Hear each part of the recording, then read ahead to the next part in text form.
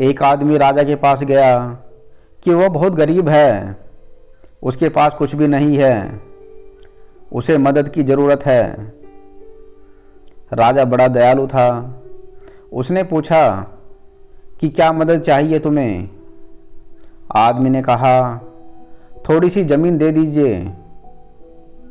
राजा ने कहा, कल सुबह सूर्योदय के समय तुम यहाँ आना और तुम ज़मीन पर दौड़ना।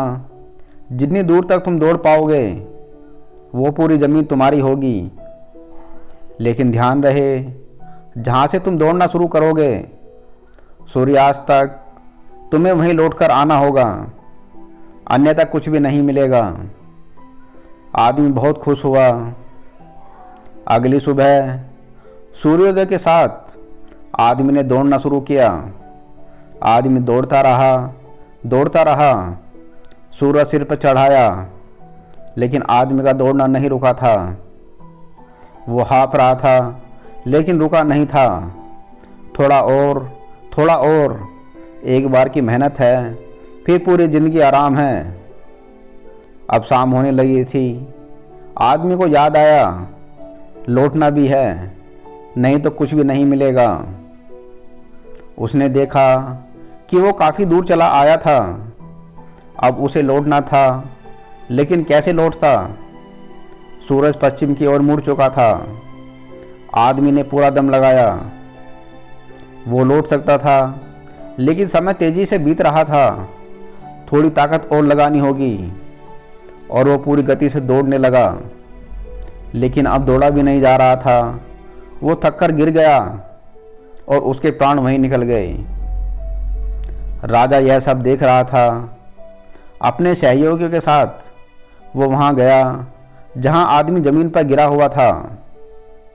राजा ने उसे गौर से देखा, फिर सिर्फ इतना कहा, इसे सिर्फ 2 गज ज़मीन की ज़रूरत थी, बेकार में ही यह इतना दौड़ रहा था।